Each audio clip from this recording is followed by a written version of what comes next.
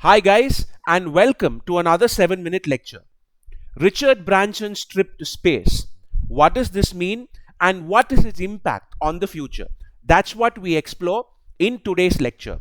In case any of you aren't aware of the context surrounding this, let me quickly fill you in.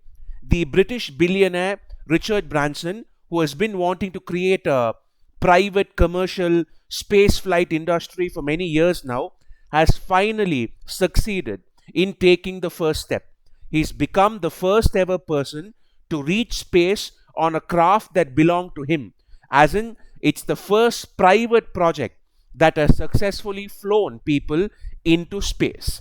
Now, let me give you some deeper context as well.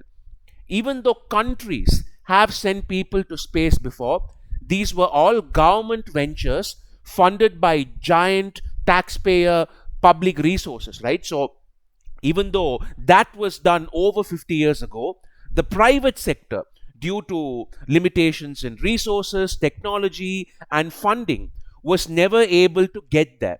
Branson has been trying to do this for about 17 years now, and there have been so many delays along the way. There are three major private sector names, three billionaires to be more precise, who have been pretty vocal about their ambitions to get to space: Richard Branson, Jeff Bezos, and Elon Musk.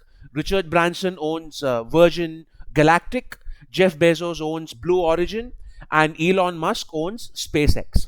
About a month ago, it was announced that Jeff Bezos would be making a trip to space on the 20th of July. So that's about a week from now. And he was going to be the first private entity to fly to space. And as soon as the media started publishing these stories, it created a lot of buzz. And there were many people who were like, oh, poor Richard Branson. He's been waiting to be the pioneer of this for nearly 20 years. And now here comes Jeff Bezos to steal his glory and to become the first person to do it.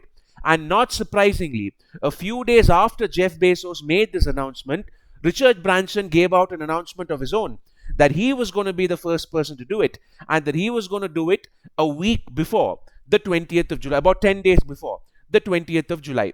Now, there are a few things you need to keep in mind here, because the narrative has been completely blown up a lot in the media coverage. When we say they are sort of flying to space, we're only talking about 50 or 60 miles here. That's it.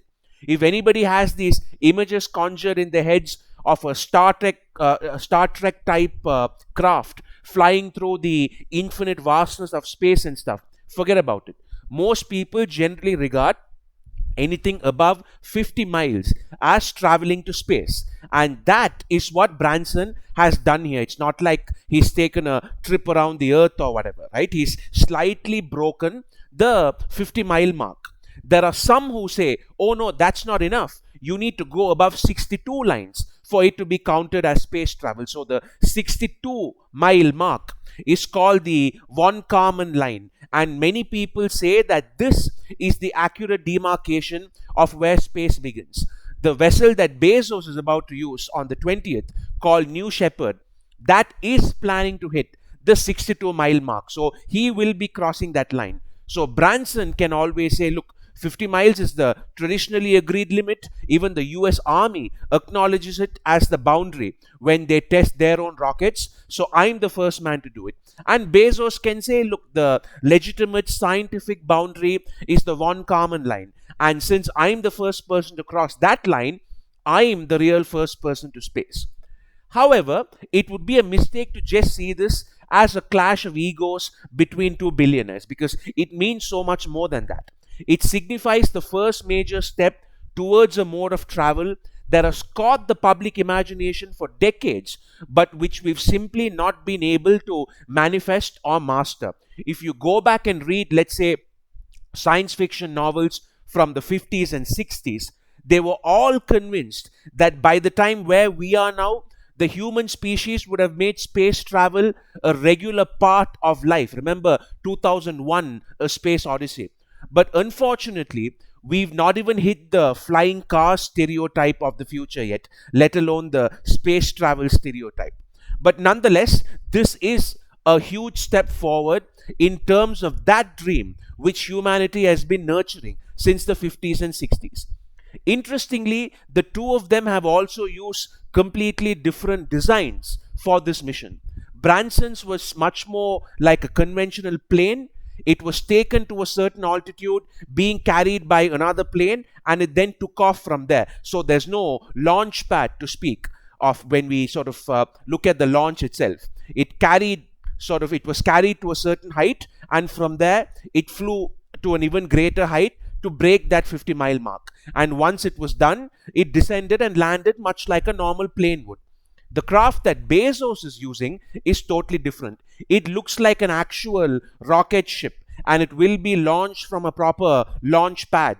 There will be a tiny compartment at the tip in which the passengers sit, which then disengages while the main body falls down. The usual space travel stuff that all of you would be aware of.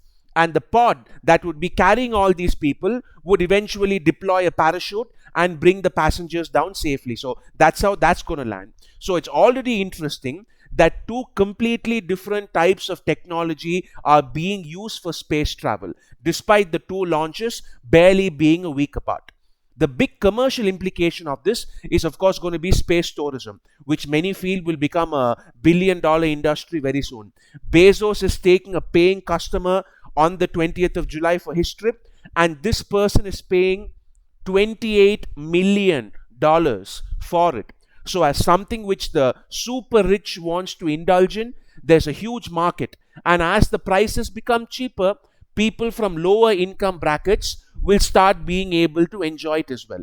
All in all, it's a step in some kind of positive direction as long as technological progress goes.